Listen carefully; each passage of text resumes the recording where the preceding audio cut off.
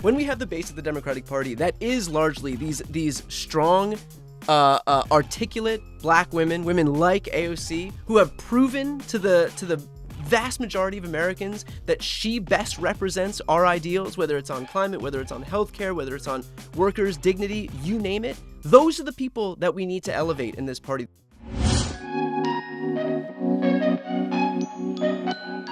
Hey y'all, Brittany here. So I know you probably noticed we've been gone for a couple of weeks. That first week was a planned hiatus. I had some travel, I had some work to do. Everybody needed a breather. But that second week was not planned. Your girl was down bad. My tummy tum-tum was doing a rumpa-pum-pum. It sounded like chaos in there and it felt even worse. The good news is that all I had was a stomach bug. Because it could have been worse.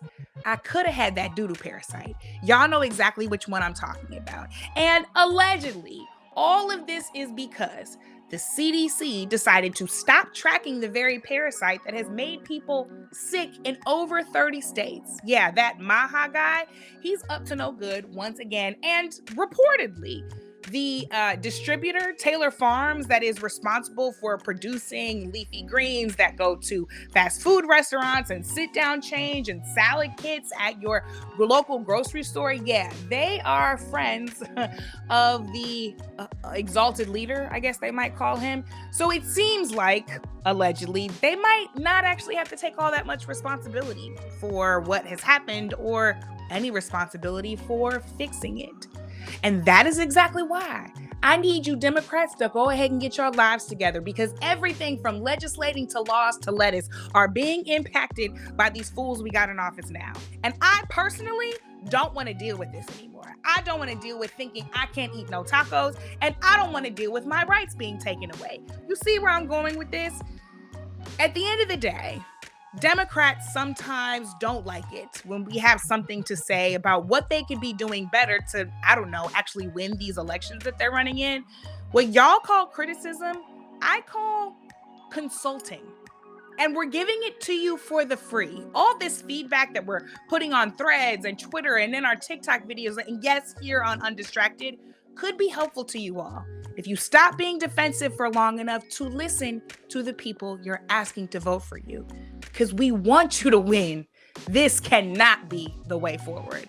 I've been trying to eat leafy greens all summer. I'm trying to be healthy, but now I'm stuck with donuts. You see what y'all did to me? Anyway, I'm Brittany Packnett Cunningham, and this is Undistracted.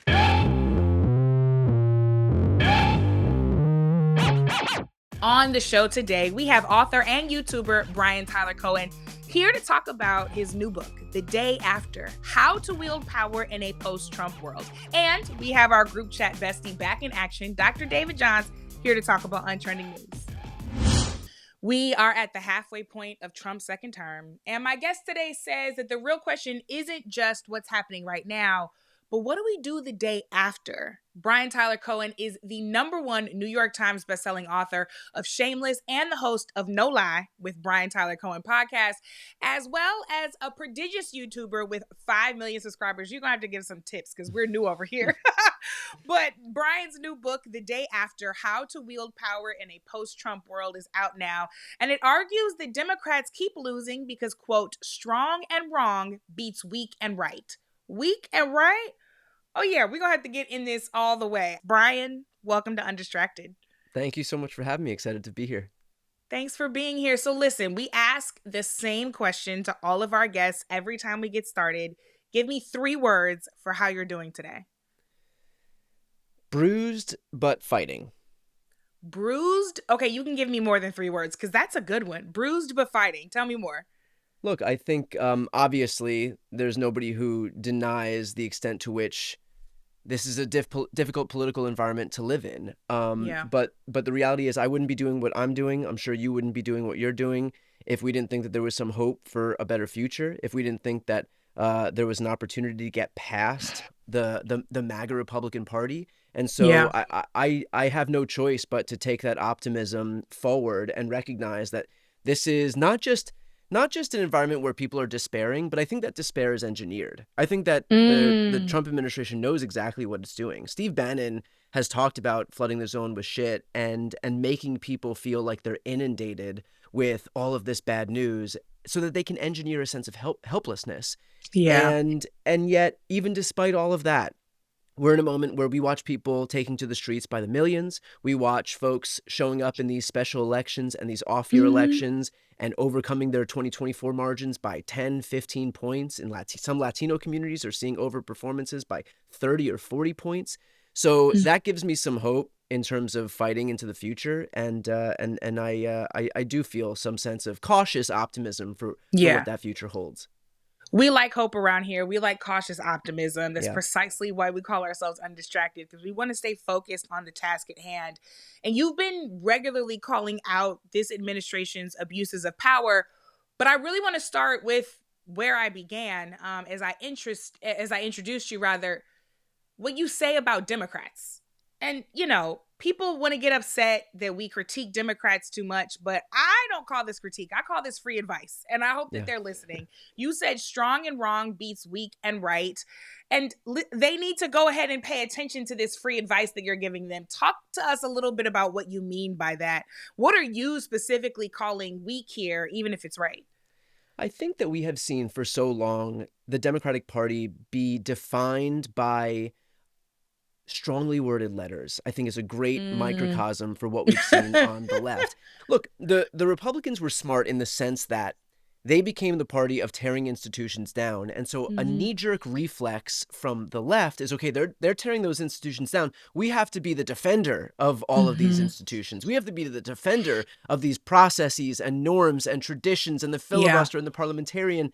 And the reality is that the American people told us in 2024 that these institutions aren't worth protecting because they're not delivering for regular people. You've heard the stat, 40% of Americans can't afford a $400 emergency. Would you want to be the party that defends the institutions that ushered in outcomes like that? So I think that they were smart to recognize that we don't have to be so precious about all of our institutions. They're not sacrosanct, certainly not as sacrosanct as we've been led to believe. But I think the difference is that Trump and Republicans have destroyed those institutions for their own self-enrichment and for the Trump family's enrichment and to build vanity projects as an homage to dear leader. I think Democrats can and must do it, but with a focus on outcomes, with a focus on delivering people health care. I argue in the book that the time for universal health care has come. The fact that we're the only country in the industrialized world that doesn't have it is absolutely insane. We have to have a new Voting Rights Act after the Supreme Court gutted this, a new Freedom to Vote Act. We need to make sure that Black representation is not completely eliminated from the South as it's being right now. So that's what I argue in this book, that we need to start taking the same mentality as Republicans do in terms of our institutions, but you can do it for virtuous reasons. Brian, I've been so obsessed with this framework called The Three Earths, which is co-authored by a friend of the pod, Ai-jen Poo. And in it, she and her co-author really talk about the fact that Earth One was this fading liberal democracy where those very institutions you refer to are deeply, deeply imperfect and are not serving everybody well by design, but that they're at least functional. You can get out and vote. You can reasonably pick up the phone and call your member of Congress and know that you'll possibly be listened to, right? That is Earth One. But Earth Two is really where we are now. The time that you see that those institutions are deeply fragile and almost futile, and that with someone's snap of their finger, they can totally erode them without any thought or reasoning or even legality. We're definitely in Earth 2 right now, and that chaos and crisis moment is intentional. Earth 3 is the Earth that we deserve. And the framework is constantly reminding us of two things. One, that Earth 3 has to be built right now while we're in Earth 2. We cannot wait.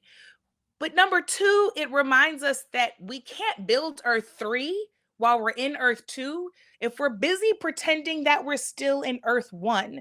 And so many of the things you talk about are examples of folks pretending like we are still in Earth 1 and acting as though the house is not on fire. So the interesting thing is that when Republicans take power, they wield it in a no-holds manner. They start enacting their agenda. They'll completely strip away abortion rights, completely strip away the Voting Rights Act. seek to disenfranchise as many Democratic voters or Black Americans or Brown Americans as they can, unleash ICE into the streets to commit crimes with impunity, allow the executive branch to commit criminal acts with impunity and try and codify it into law at the Supreme Court. And so this is what it looks like when we have unbridled, unapologetic Republican governance. When Democrats take control, the first thing they do is seek to offer up goodwill or bipartisanship or compromise with the right. And so our platonic ideal of democratic governance is always, okay, how can we water this down so that we can get buy-in from the other side? And so you see, when I say that, like, you can see the asymmetric warfare that we're contending with right now, where when one side has power, they use it for themselves and their own agenda, even if it's unpopular, even if it's illegal. And when the other side has power, the first thing they do is say, how can we get those people to buy in? And, you know, the ACA is a good example of that, because we had this opportunity with full control of government to pass landmark healthcare legislation. And the first thing that happened was Obama asking Republicans what it would take to get their votes and diluting it for them. And then none of them voted for it anyway. And so I think we have to start learning these messages, as you explained so articulately, about the fact that we are not in Earth One anymore, and so we have to stop playing by Earth One rules. This is a Republican Party that doesn't think that Democrats have the right to govern. And so we can continue to confer goodwill onto the other side. It's not going to be reciprocated. It wasn't reciprocated in the Clinton years, wasn't reciprocated in the Obama years, certainly wasn't reciprocated in the Biden years. And so what I argue here is that we have to start governing in accordance with our agenda, not so that we can usher in this elusive bipartisanship or this kumbaya era of politics. Just enact your agenda, an agenda that is, by the way, more popular. It's more popular on climate. It's more popular on ending subsidies for fossil fuels. It's more popular on expanding healthcare to people. It's more popular on raising the minimum wage. It's more popular on expanding voting rights. All of these things have popular support. So instead of trying to go back to Earth One and make this like Tip O'Neill kumbaya era of politics that isn't going to come, we have to just start delivering.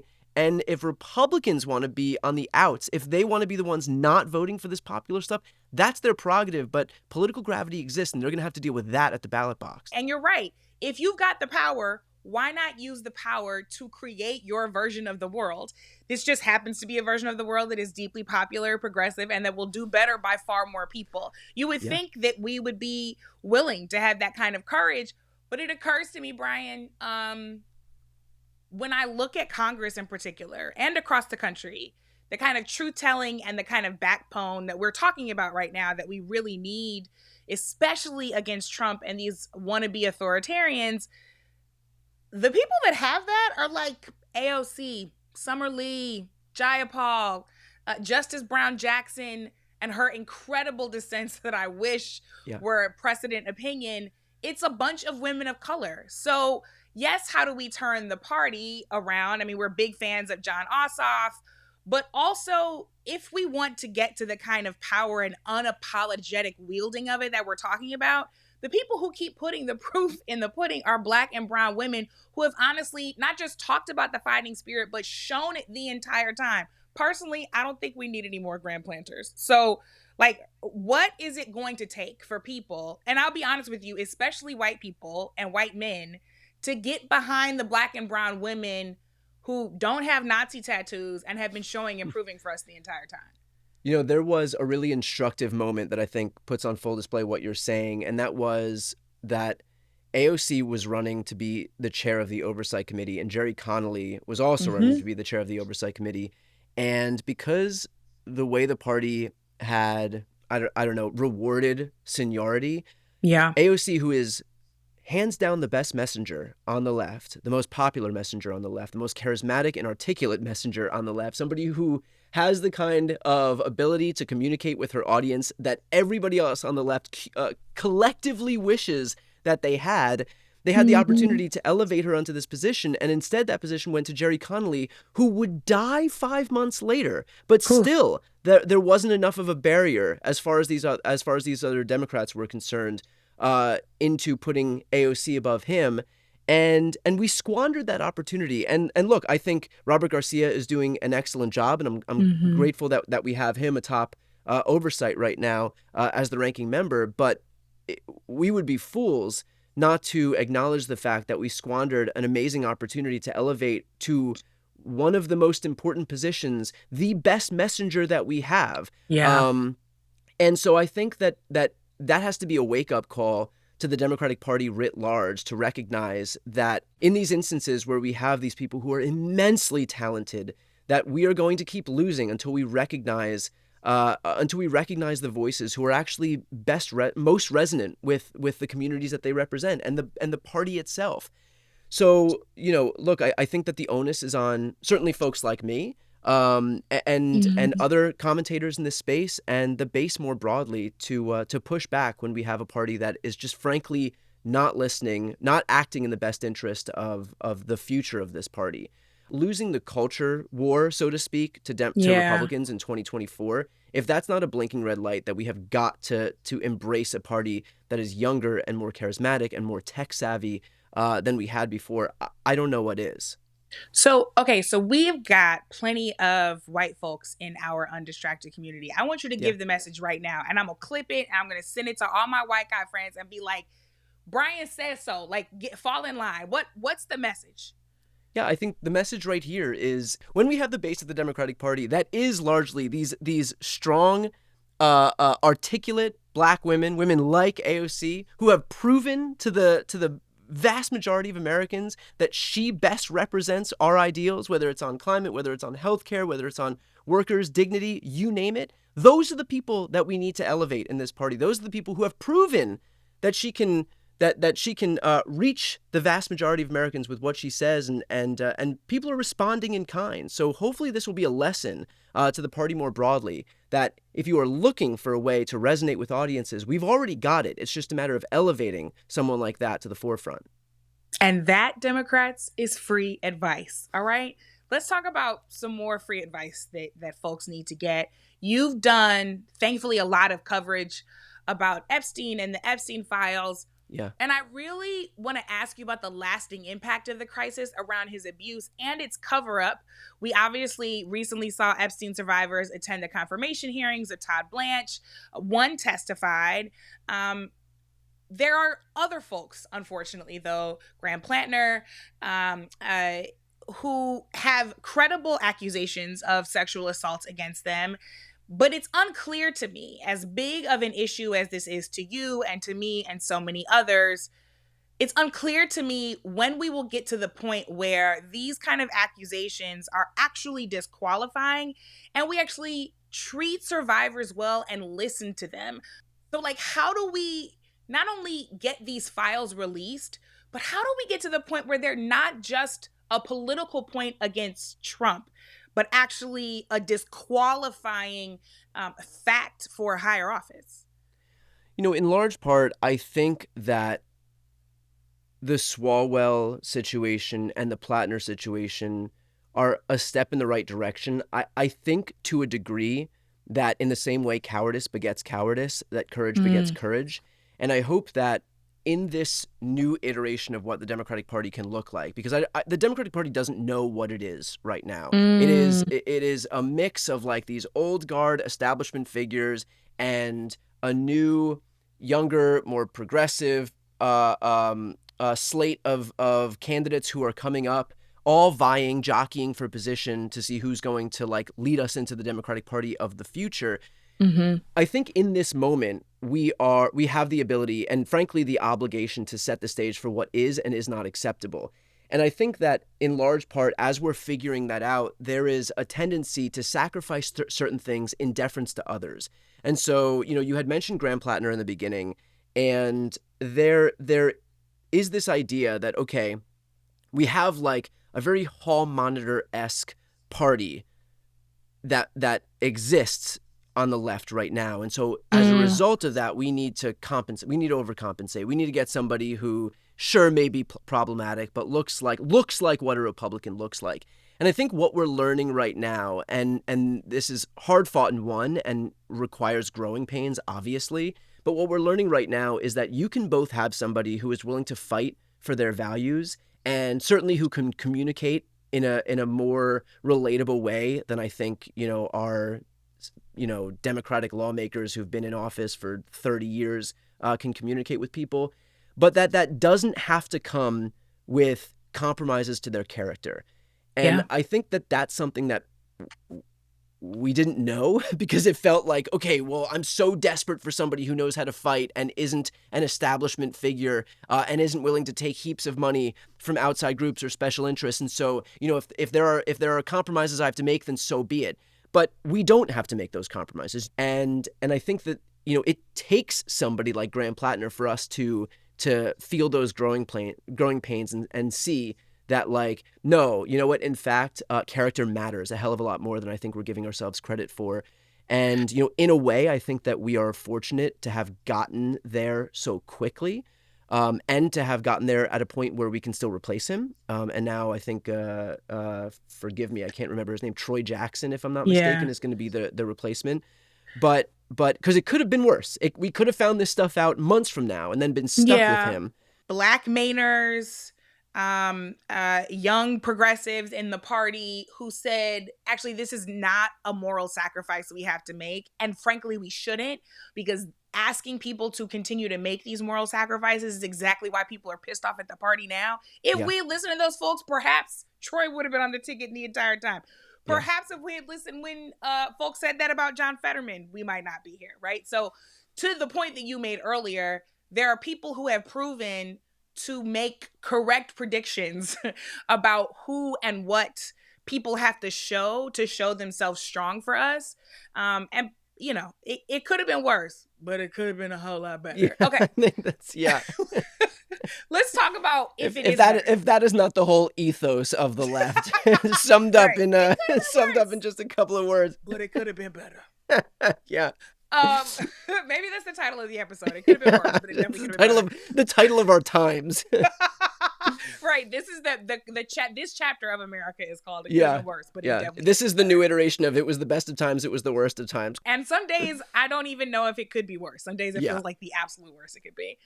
But let's think about a best case scenario. Let's move forward to January 2027. Let's say that the Democrats, and I'll add Democratic Socialists, Working Families Party, where they have a real runway, they crush the midterms. We've got people that we're excited about in office. What should Democrats, progressives who have the power of the pen be doing in January if that happens? Like, is this the time for impeachment, especially if the party regains more control in general? Like, before we close, I have to ask you what those BHAGs are, those big, hairy, audacious goals. I don't know if you remember that phrase, but even Kamala Harris has been saying there are no bad ideas. We need to put it all on the table. What are those BHAGs, those big, hairy, audacious goals we should be setting in January? Should we actually send a clear message in these midterms? Even with what limited power we'll have, we can and must, at a bare minimum, use the positions that we have in Congress to start investigating the corruption that we have on a daily basis right now. I mean, there are stock sales that happen where somebody will buy up or sell up a ton of stocks. 5 minutes later, Trump makes some announcement, the market surges or crashes. That's going uninvestigated. We have right now Donald Trump making money hand over fist through his crypto and meme coin and stablecoin ventures. We know that foreign governments like UAE are investing in the president's crypto ventures. That's not being investigated. So all of this stuff is happening in broad daylight. We're seeing real estate deals being traded for favorable terms on tariffs. It feels like corruption is legal in this era. And frankly, it is, because when you see that friends of the administration or friends of the Republican Party commit some crime, pay some money to Donald Trump via some vehicle he's put forward, and then all of a sudden they get a pardon, they get let out of jail, they get their sentences commuted, they get their positive FDA test overturned. And correct. And run back. Exactly. I mean, just the rampant corruption right now, I think, has caused a lot of people, rightfully, to feel completely disaffected that government can work. It can work, but you cannot just allow corruption to run rampant. And I think that Democrats can show that they're willing to use the power that's given to them, even if they can't do it legislatively, knowing full well that Trump isn't going to sign anything. Hell, he wouldn't even sign his own housing law that he campaigned on. So this guy's not going to offer up any legislative wins, but you can absolutely use the power that you have to investigate this stuff.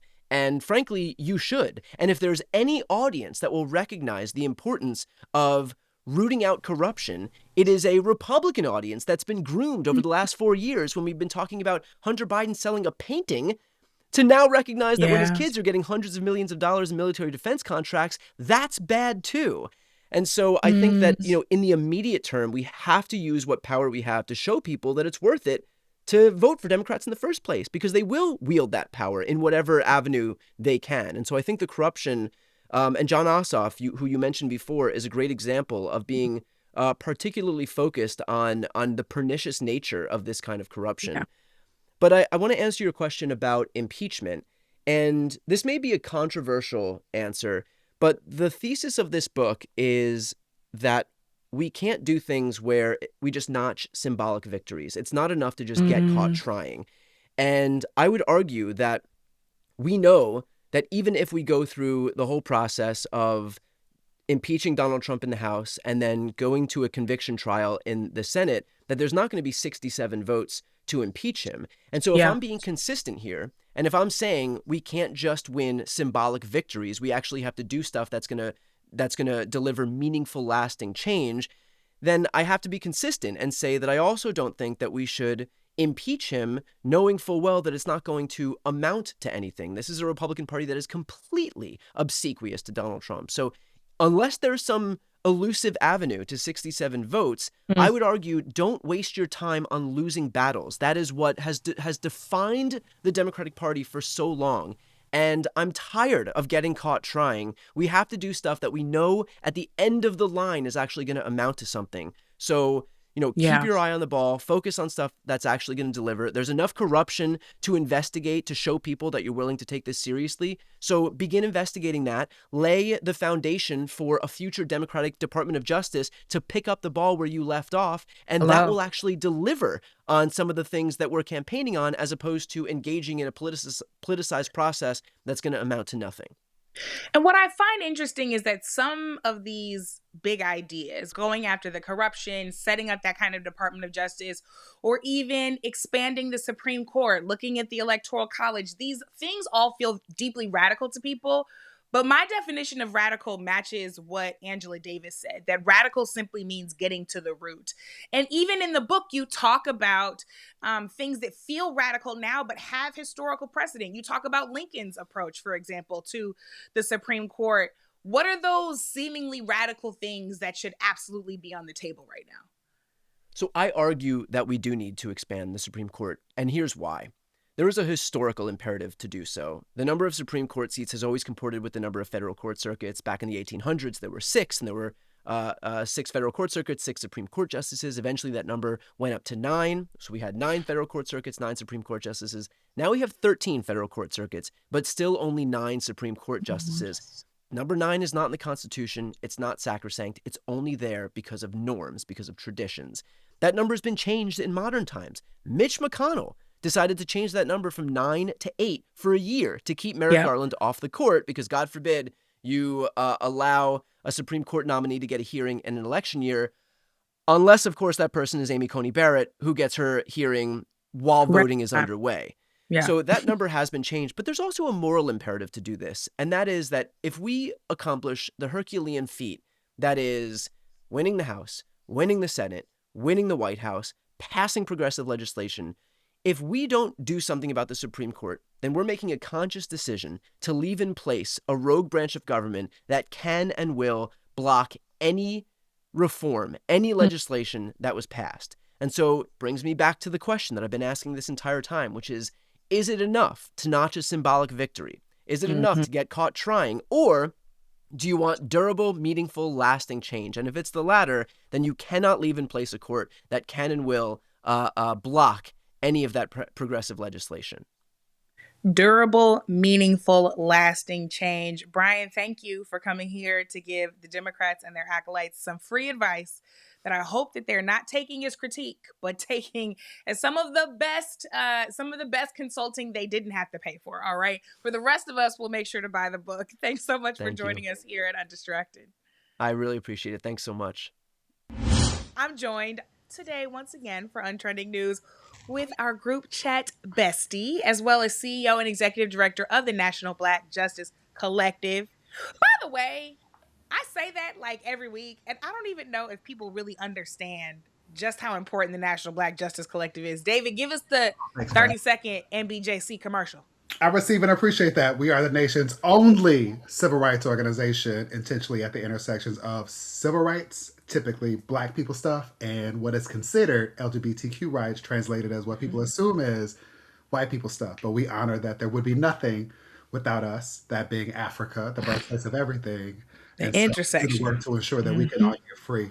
There we go. Yeah, the key intersection. There you go. And where can people find and support the work of NBJC? NBJC.org and NBJC on the move across platforms. Thanks, Brian. I know that's all right. I just want to make sure everybody was caught up because you all are remaining undistracted at NBJC, even though you find some time, some type of way to spend time with us here on the group chat. So, you know, David, because you live 4 minutes away, and I appreciate you checking on me, friend. I was down bad last week. As I shared with you all, I did not have the poo-poo parasite. Right. i.e., aka Cyclospora, but a whole lot of people did, okay? And we need to talk about it. Thousands of people in 34 states, but most famously Michigan, are suspected to have gotten it. The most commonly cited source thus far has been, of course, the healthy stuff, the lettuce. Right. Allegedly provided by this mass supplier, Taylor Farms. And please tell me how it was the TikTok investigators and the Threads detectives that uncovered that Taylor Farms has allegedly been connected to a number of other recalled lettuce on Saturday as recently as 2024, but also back in 2013, right? Like, they've been on the case because the FDA tested the lettuce on Saturday and claimed to have found the parasite present. But then the next thing you know, the CEO of Taylor Farms is at a meeting at the White House, and the next day after that, the FDA said, "What positive test? That was a false positive." That same Sunday, they were like, "No, we were just playing." So I don't want to traffic in conspiracy theories. However, we do definitely know that RFK Jr.'s CDC removed this parasite and others from their mandatory surveillance list, and they've also reduced funding for programs that track parasites like Cyclospora. So we have an administration, factually, not allegedly, that has removed important health information from government websites, and we know that, oh boy, President Homeboy likes to do favors for his supporters. So, David, how are we supposed to stay safe in this poo-poo parasite situation? I was trying to eat lettuce. I was trying to be healthy. I was going to have myself some little summer salads. And washing the lettuce, even though that's necessary, doesn't even fix this problem. What else going to do for it? It does not. The thing that will fix this problem, so that we are clear, is to vote this November during the election, because this administration is working to ensure that none of us are safe. It ain't safe, it ain't safe, it ain't safe. And that is by design. And as I experience watching you try to negotiate actually eating a meal, in so many ways, it is difficult, if not impossible, to navigate around the consequences of this administration trading what were standards and procedures to help us be more safe in exchange for additional grift. And all of us should be stupefied and flabbergasted by exactly what you described. They could trace a single lettuce leaf back to a field in central Mexico overnight, but the rule that would trace it as fast for all of us, that would prevent some of things from happening, has been delayed to 2028 because the industry has lobbied this administration successfully to do so. Because you see how fast they said blame the Mexicans, blame the immigrants. Do you see how quickly they pointed the finger at Taco Bell? Do you see how fast they pointed their finger at farm workers? And now that the TikTok investigators are on the case, they're finding reported abuses of Taylor Farms workers. They're finding all of the ways that Taylor Farms has reportedly, allegedly, been quite dishonest for a very long time. And what's terrifying here is we're not just talking about the power of the CDC. We're also talking about the power of oligarchs and what billionaires are doing to our food sources. Because Taylor Farms supplies a whole bunch of fast food restaurants. They supply a whole bunch of grocery stores. They supply bagged lettuce and chain restaurants. Like, we can say, oh yeah, I'm gonna boycott Taylor Farms, but do you know how many names and subsidiaries their products are coming under? Like, the truth of the matter is there are so few people who have their hands on what ends up coming to us that one failure can affect millions of people in all of these different spaces, and we will be so unsuspecting, not only because this government ain't trying to tell us nothing, but because we won't even be able to fully tell what's coming from where, because they're not interested in being transparent with us. So I really just want us, to your point, to understand that elections are not everything, but they do have consequences, and poo-poo lettuce is one of them. Suffice it to say, please, please, please look through reputable sources who will tell you that simply washing your lettuce and washing your leafy greens is not enough. You need to cook your vegetables to a certain temperature until this is resolved. And if you can't cook them, go eat something else. Go to Dunkin' Donuts like I did. Okay. Speaking of how treacherous these people are, I want to talk about this new flavor of quote unquote research coming out of the Heritage Foundation. Now you see why I say quote unquote, yes, which of course, as you know, were the authors of Project 2025. So last week, they published a report that argues basically that Title IX, by encouraging women into sports, has made women lose their quote feminine graces and become quote too aggressive. This report even alleges that women's sports can make women infertile. Yeah.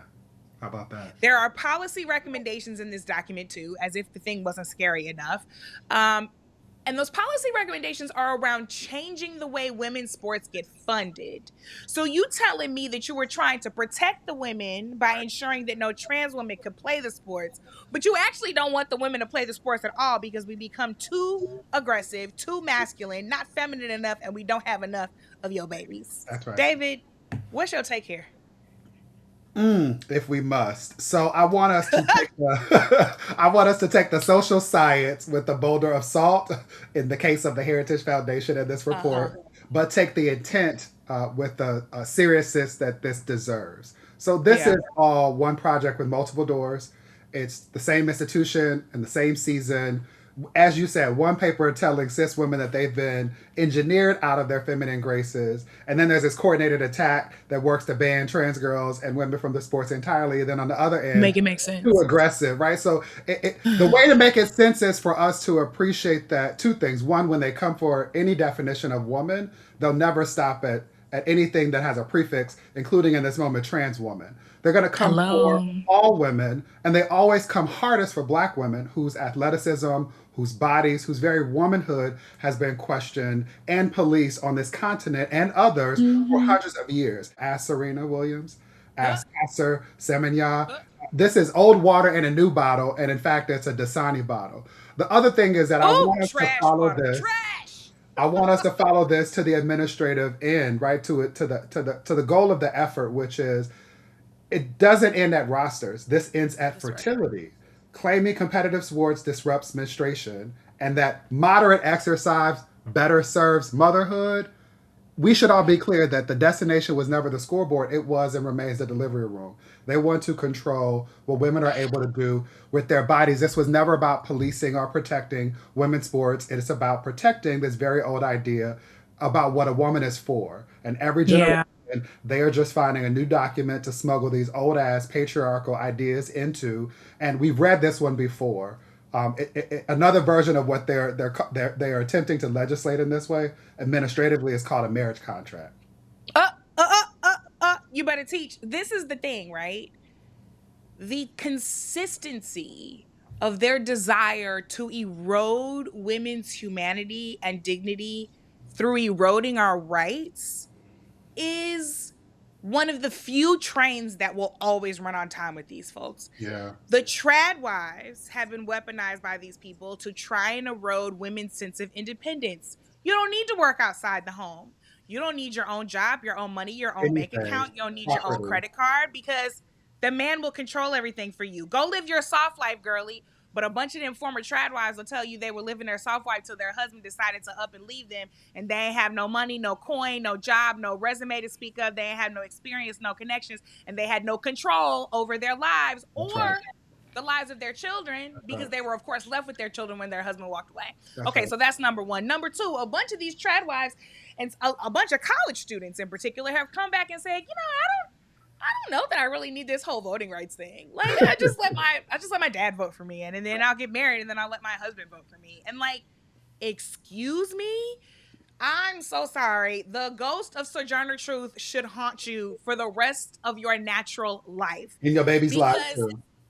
And these are all messengers of this same paradigm, that these contracts, the marriage contracts, the social contracts that women should be forced to sign, are ones that give us no control over our own bodies, no control over our futures, no control over the policies that will dictate our lives.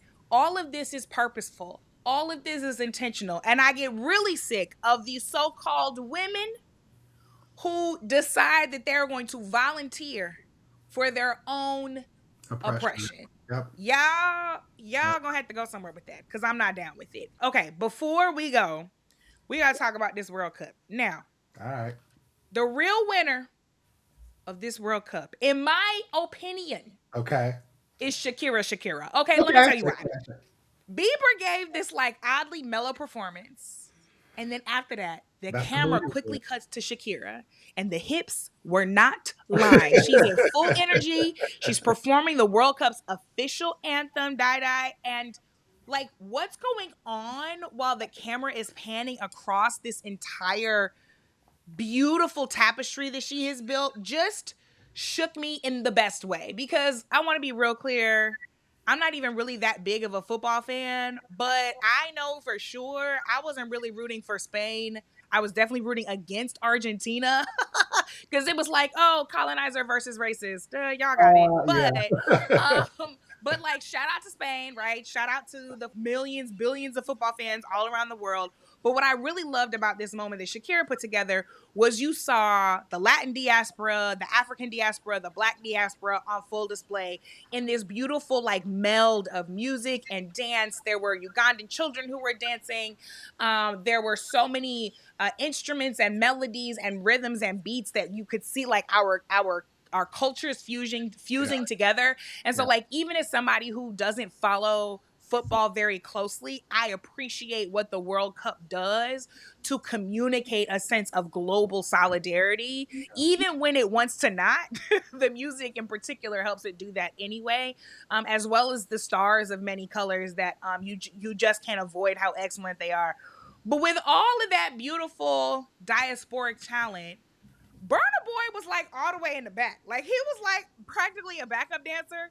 And we're old enough, David, to remember when, like in the early aughts, when Shakira started becoming popular in the US, and all of these people were like, I ain't never heard of no Shakira. She not famous. And the rest of the world was like, actually, she's famous everywhere but here. She sells way more records than a bunch of your American pop stars.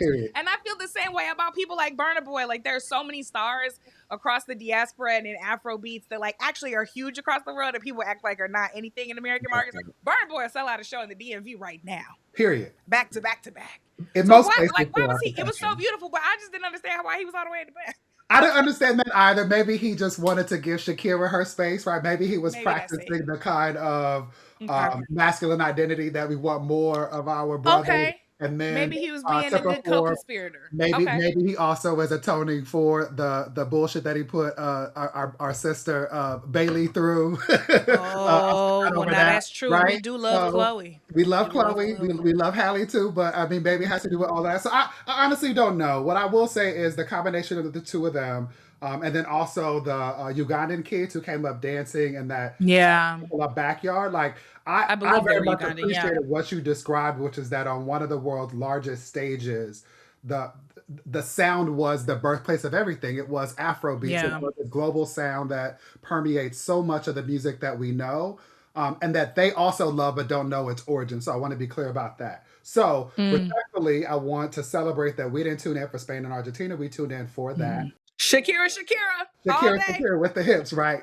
The opposite of Quiet on the Creek. So Jay-Z wants us to watch the throw, but I think we should watch the gap. So while we're celebrating the joy part of this, I also want us to notice who the world stage chose to center, and then remember who this country in particular, so many others, are trying to push off of every other stage. So the same summer that gave us this Ugandan dance crew headlining the World Cup, our government is making it harder for African students, African visitors, African families to get here and stay here. We can have a whole nother conversation about ICE and the shit going on over there. And so in the space of us appreciating that culture often opens a door, that policy is trying to slam it shut in this moment. Yeah. You can always say the quiet part out loud, which is that the world will happily consume Black and brown joy, even for 11 minutes at a halftime, but then spend 90 and the rest of the year legislating against the people who make it possible. And we should trouble that. We should disrupt that. We should hold those who profit from all of that, including our pain, accountable.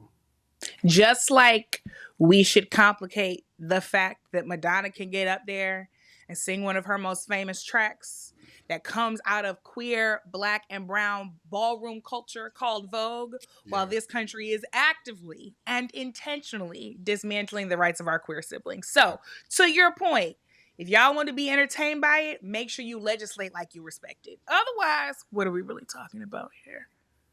But Shakira's hips never lie, and that is always a thing to celebrate. Dr. David J. Johns, thank you once again for joining us here at the group chat. We'll see you real soon. Always a fun time. Thank you, friend. In my conversation with Brian, you heard him say that winning back the House and the Senate is indeed a Herculean task. He's 1,000% right about it.